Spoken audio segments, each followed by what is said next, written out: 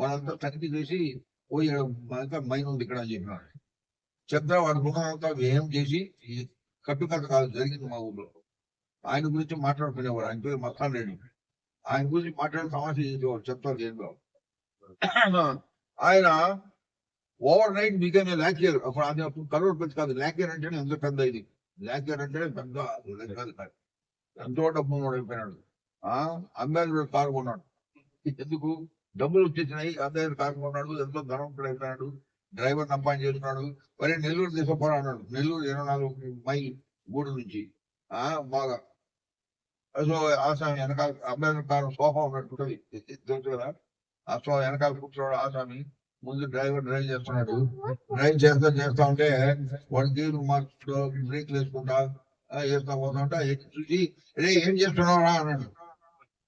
ఏం చేస్తున్నారా అంటే సార్ నేను గేరు మార్చుతున్నాను సార్ అన్నాడు. అప్పుడు కోపం వచ్చి మరి ఇంటికాడ అన్ని గంటలు వచ్చే అప్పుడు ఎందుకు చేయలేదని చెప్పినాడు అంట. అర్థమైందా? నువ్వు ఇంటికాడ అన్ని గంటలు కూర్చున్నావు కదా, అవన్నీ అక్కడే వేయచ్చు కదా, ఇక్కడ ఎందుకు వేస్తున్నావు అన్నా అంట. వాడికి నవ్వాలని ఆడవాళ్ళని అర్థం కాలే. నవ్విక ఇంక అవమానం వస్తాయని మెల్లగా సార్ ఇక్కడే వేయాలి సార్ అన్నాడు.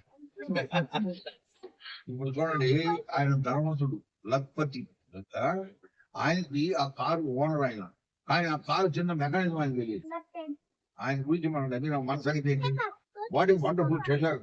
దేవుడు ఎంతో పెద్ద గొప్ప ధనాన్ని మనకి ఇచ్చాడు. మన సంగతి ఏంటి?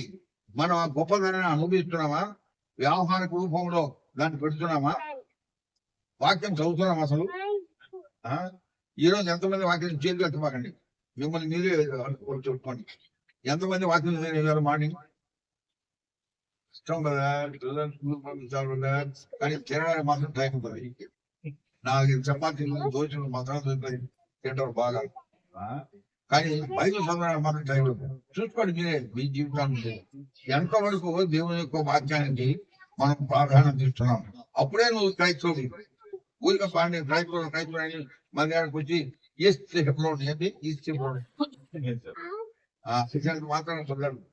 దేవుని యొక్క వాక్యాన్ని ప్రేమించాలి. దేవుని యొక్క ప్రాంతం అంటే దాని ప్రకారం నడుచుకోవాలి. వాక్యంలో ఏ విధంగా చెప్పబడింది కనుక నేను ఈ విధంగా జీవిస్తా. అది నిజమైనటువంటి క్రైస్తవ జీవితం. ఐదవదిగా నేను కొన్ని పాయింట్ చెప్తున్నాను, బాగా అర్థం మెడిటేట్ చేసుకోండి. ఇంకా బాగా యోహాను సువార్త 13వ అధ్యాయం 34-35. యోహాను సువార్త 13వ అధ్యాయం 34-35. ఎవరు నిజమైనటువంటి మీరు ఒకరినొకరు ప్రేమించవలనని మీకు కొత్త ఆజ్ఞ ఇచ్చుచున్నాను. నేను మిమ్మల్ని ప్రేమించినట్టే మీరు ఒకరినొకరు ప్రేమించవలెను. మీరు ఒకరినొకరు ప్రేమ గలవారైన ఎడల దీనిని బట్టి నా శిక్షలని అందరూ తెలుసుకున్నారు. ప్రేమ కలిగిన ఎడల ఒకరికొకరి పైన ప్రేమ అది ఉందా? దినదినానికి ఆ ప్రేమ క్షీణించిపోతా ఉంది. ప్రేమ లేదు. ఒక రకమైనటువంటి ఏకభావం ఏర్పడుతుంది. వాడేంది వీడేంది అన్న భావన కలుగుతా ఉంది. We have to love. దేవుడు ఏర్పడు లేదు. ఇప్పుడు 12వ ప్రసంగంలో 5వ అధ్యాయం 44వ వచనం ఏముంది? మీ శత్రువులను ప్రేమించడానికి ఉంది. చదువు అదే 5:44. నేను మీతో చెప్పినది ఏమనగా, మీరు పరలోకమందున్న మీ తండ్రికి కుమారులై ఉన్నట్లు మీ శత్రువులను ప్రేమించండి. పరలోకమైన తండ్రి కుమారులు అయినట్లు అంటే నువ్వు దేవుని కుమారుడిగా ఉండాలంటే ఏం చేయాలి? నువ్వు శత్రువులు సైతం ప్రేమించాలండి. శత్రువులు అంటే ఎవరు? మీ కొరకు మిమ్మల్ని చూడనాడేవారు, మీ విషయమై స్టాండర్డ్స్ ఉన్న మీ లేదు కల్పించి చెప్పి మీకు ప్రాపకాండ చేసేవారు, మీకు పడనివారు, మీకు కీడు కలిగించేవారు కదా. అలాంటి వాడిని ఏం చేయాలంట? ప్రేమించాలండి. నువ్వు ప్రేమిస్తే ఏం చేస్తావు? ప్రార్థన చేస్తావు. నీ కుమార్తెను ప్రేమిస్తావు కనుక వాళ్ళ కొరకు ప్రార్థన చేస్తావు. నీ భార్యను ప్రేమిస్తావు, నీ భర్తను ప్రేమిస్తావు కనుక వారి కొరకు ప్రార్థన చేస్తావు. అదే మాదిరి నీ శత్రువులు నీకు కీడు కలిగించేవారు వారిని కూడా ప్రార్థన చేయాలి. ఎట్లా? తోడు పాడు వాడిని ఎట్లా చేసి కాదు. ప్రభువా కనికరి, ప్రభువా ఆయనకు దయచేసి, ప్రభువా ఆయన మంచి గుణం దయచేయాలి. ఎంతో ప్రేమపూర్వకమైనటువంటి ప్రార్థన వారిని గురించి చేయాలి. ఎప్పుడు చేసినా ఇలాంటి ప్రార్థన? అసలు ఇప్పుడు చేసినవా? చదువుతున్నాను చేయలేదు. చెయ్యాలి మనం, అర్థమవుతుందండి. మనకు ఎవరైతే కీడు కలిగిస్తారో వాళ్ళ విషయం ప్రత్యేక మొదటి ప్రార్థన చేయాలి. ఆ ప్రార్థన చేసి చూడు, దేవుడు ఆశ్చర్యంగా నీ మనం ఆలోచిస్తాడు. అర్థమైందండి. మనం వారి విషయం పట్టించుకోం. నన్ను దూషించిన వాడిని నేను ప్రేమిస్తాను, అది నా ఫ్యాక్షన్. నేను ఆంధ్ర నుంచి ఢిల్లీకి వచ్చినాను. ఢిల్లీలో క్యాపిటల్ సిటీలో నేను ఆఫీసులో పనిచేస్తున్నాను. అనంతపురంలో నాతో పనిచేసిన అందరూ నాకు వాళ్ళందరూ ఏమనుకున్నారంటే, అరే ఇది ఆంధ్రవాడికి ఏం తెలియదు అనుకున్నా అని నన్ను అవహేళన చేసేవాళ్ళు. నా బాస్ కి సార్ మీ ఆంధ్ర తీసుకొని వచ్చారు, ఏం చేస్తాడు ఈ పిల్లడికి ఏం తెలియదు అన్నట్టుగా చెప్పుకొని వచ్చేవాళ్ళు. వాడికి నా సత్తా తెలియదు వాళ్ళకి, అర్థం కదా. అట్లా ఎన్నో పరిస్థితుల్లో నేనేం చేశానంటే, నన్ను ద్వేషించిన వాళ్ళే ప్రేమించాను. వారికి ఇక్కట్లు ఉన్నప్పుడు పనులు ఆఫీస్ పనులు తొందరలు వచ్చినప్పుడు నేను వారికి హెల్ప్ చేసినాను. అర్థమైందండి. నన్ను వీళ్ళంతా సమాజానికి కమాండ్ జరిగిందా నీకు అయిందా మా ఇచ్చేటప్పుడు మేము గోళీలు ఆట ఆడేవాళ్ళం. ఒంటికి దేవుడు చూపించాడు అంటాం. అర్థమైందా. ఎవరు మోసం చేస్తే దేవుడు మొండికి దేవుడు చూపించాడని అంటేవాళ్ళం. ఆ మాదిరి సంతోషిస్తాం. ఒక ఆయన ఒకసారి ఒక సేవకుడు వచ్చి మాకు చెప్తా ఉన్నాడు, ఎంతో నవ్వుతూ, ఆయన ఈకలు పోతా యాక్సిడెంట్ అయింది కదా, కాళ్ళు ఇరిగిపోయింది కదా అని ఎంతో సంతోషంగా చెప్తున్నాడు. ఆయన ఎందుకు ఆయన దీనికి పండు అదేంటి కరెక్ట్వా, ఎంతో దయగలిగే మాటగా ఉన్నావు. ఎట్లా చెప్పాలని యేసు ప్రభుని హింసించారండి. రక్తసిక్తం అయిపోయింది ఆయన బాడీ అంతా. చేతుల్లో చీరలు కుట్టాడు, కాళ్ళు చీరలు కుట్టాడు, పక్కన బలింపు కుట్టాడు, రక్తసిక్తం అయిపోయింది. అప్పుడు ఏమన్నాడు, వాడు అని దేవుడు చేసి చూపించినాడు. దేవుడు చేసినాడు, శత్రువుని ప్రేమించినాడు, ఆయన ఎంతో హింసించిన వాడిని ప్రేమించినాడు. ఆ స్వభావం లేకపోతే మనం క్రైస్తవం కానే కాదు, అండర్లైన్ చేసుకోండి. ఒక్కొక్కసారి మన బంధువుల మధ్యలో ఎంతో మంది శత్రువులు వస్తారు. పడగనేవారు, ఓడమనేవారు, కడుపుమంట. అర్థమైందండి. నాకు చిన్నప్పుడు కడుపులో ఒక బండి సెన్సేషన్ లేదు, చాలా చిన్నప్పుడు. అప్పుడు నేను మా చేపలు ఏం సమయం చెప్పాడు, అన్న కడుపు మంటకుండా అంటే ఈ గౌరిపోయిన కడుపు మంట అనేవాడు. అనేక సార్లు వేరే వాడు బాగుపడుతుంటే చూడలేదు. 10th రిజల్ట్స్ వస్తాయి, 12th రిజల్ట్స్ వస్తాయి. పలాని ఫ్యామిలీలో 98% వచ్చింది ఓవరాల్, వాళ్ళ ఇంట్లో 35% వచ్చి ముఖ్యంగా పాస్ అయింది. అప్పుడు ఏమంటాడు, 98 వచ్చినా 98 ఏంటది అసూయ కదా. అది దైవ సంబంధించింది కాదు. మనం వీటన్నింటికి అతీతంగా ఉండాలి. ఎంజాయ్, యూ గోంట్ సే కంగ్రాచులేషన్స్ అని హృదయపూర్వకంగా చెప్పగలిగేటట్టున్నాం. ఒకసారి ఒక యవనస్తుడు మా అసెంబ్లీలో డానీ గారు ఇప్పుడు ఉంటున్నాడు. ఈ ఎయిర్పోర్ట్ లో పెద్ద ఆఫీసర్ అయిపోయినాడు, ఎంతో ఎంగేజ్మెంట్. ఎయిర్ కమాండర్ అంటే వెరీ బిగ్ పొజిషన్ అది. ఎయిర్ కమాండర్ అయిపోయినాడు. ఎయిర్ కమాండర్ అయిపోతే ఆఫీస్ మందిరానికి వచ్చినాడు. మందిరానికి క్రమంగా వచ్చేవాడు. ఆ రోజు ఆదివారం అంత పెద్ద మ్యాచ్ చనిపోయాడు. ఆయన ఇప్పుడు లేడు.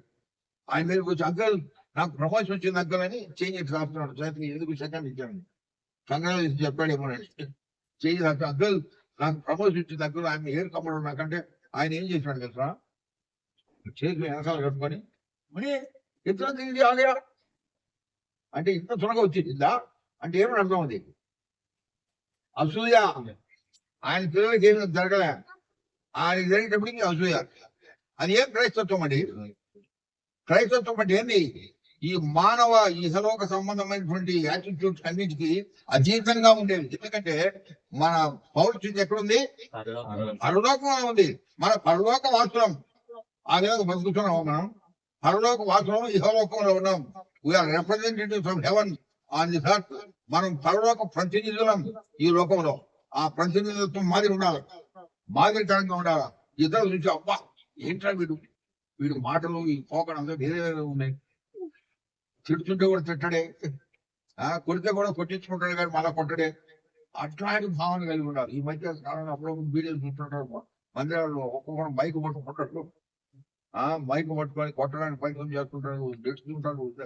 అబ్బా నేను ఒక దగ్గర వాక్యం చెప్పాను, మనం నెట్టబడాలి కానీ నెట్టకూడదు. గట్టిగా అది చెప్పాను. మనం కొట్టబడాలి కానీ కొట్టకూడదు. ఎవరు చేసేది?